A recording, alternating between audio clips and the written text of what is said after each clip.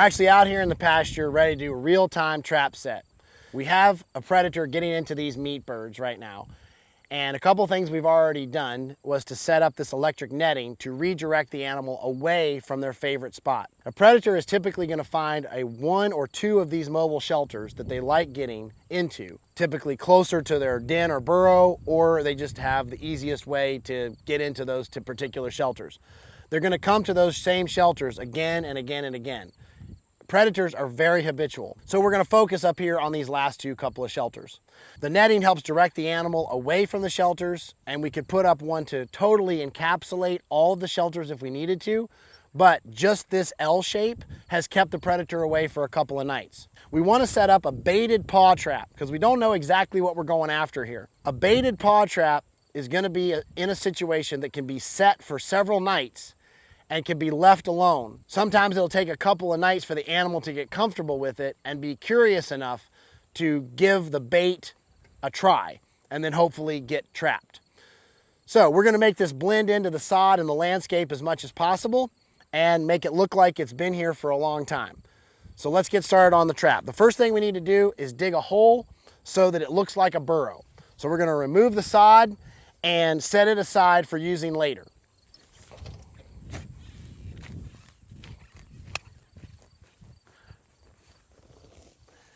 Trying to get the sod out in one big chunk so that you can use it for blending in the rest of the trap set.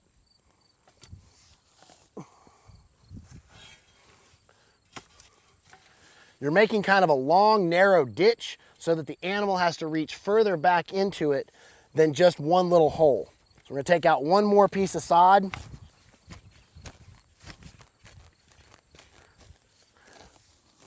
Set that aside.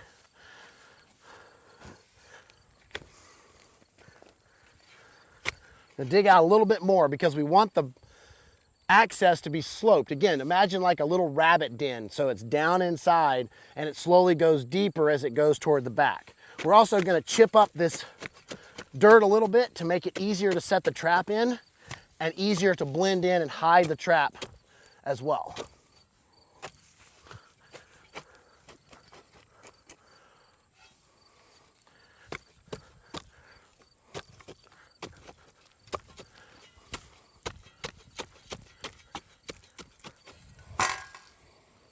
Now that we have our slightly declined burrow dug and our dirt chopped up into smaller particles, we're going to take our dry cat or dog food that's soaked in bacon grease or lard or sausage fat, and we're going to put that toward the back of the burrow down here at the bottom. That is going to be the bait with the scent and the odor to attract the animal into that area.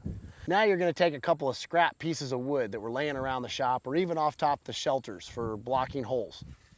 Boards laying on the ground for blocking holes or in and around the shelter is a normal thing for the predator. So a board laying on the ground is not going to raise any red flags. We're going to put those down to cover the hole to make sure that he can't get to the bait very easily. Now we're going to take our sod chunks and cover up the boards and give that weight and help it blend in.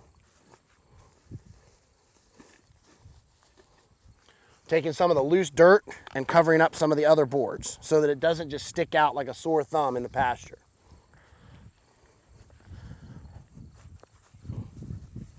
This also gives it enough weight that the predator is not just going to come and rip these up out of the way to reach the bait.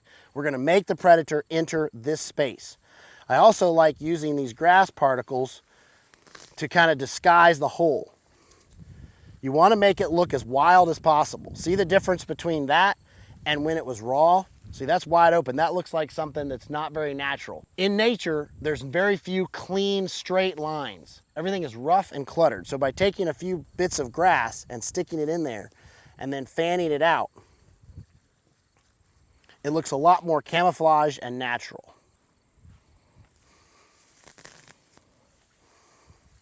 Okay. Now, we're going to take our preset trap that's already ready to go and has been scent treated with our walnuts and tuck it down into this loose dirt.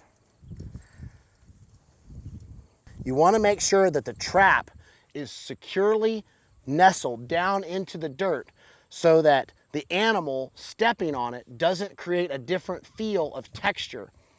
If it is able to give away like it's not solid, the animal can detect that that is different and gives them an uneasy feeling, and they will back out and not reach on in for the bait.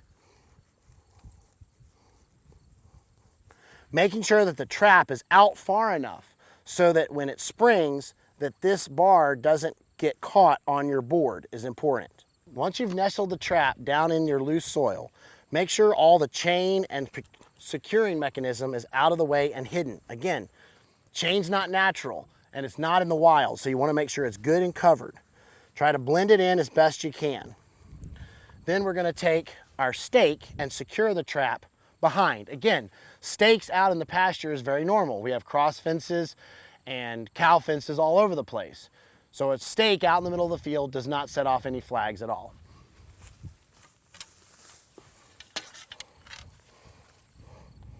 I like to put this stake in the ground at least 18 inches, if not 2 feet. More is better. We don't know what we're trapping here exactly, and I want to make sure it doesn't take the trap and get away.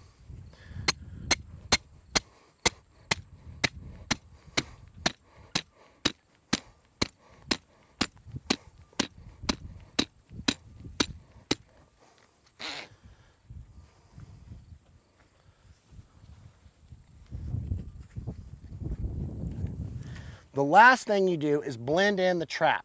So we're going to take the finest topsoil and carefully run it through our palms and put it on the trap so that it doesn't detonate the trap, but it puts all dirt over all the pieces so that the predator can't see what it's stepping on. You want it to look like it's just stepping right on the soil, making sure that no big chunks get down underneath the pan, because that will keep it from going down and detonating.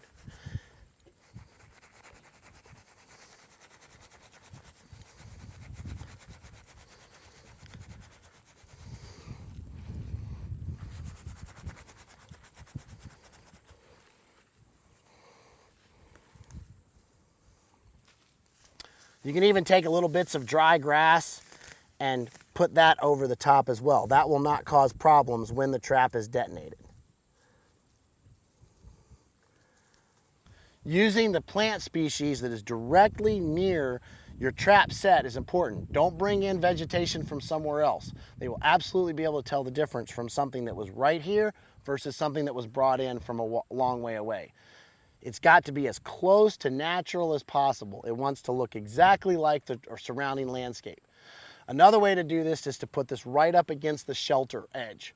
If this was the edge of a shelter or a pen or barn or coop or whatever you were doing, this makes it look even more natural.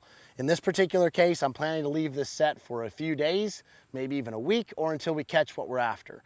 And this keeps it out of the way so that it can continue to be active and effective even after the shelters go on by. We'll bait it up nicely with some more bacon grease or some chicken stock over the next couple of days. We'll keep this highly odoriferous and attracting animals from all over. So if there's something close here that's bothering these birds and walking by this area, it's gonna smell it and come and investigate.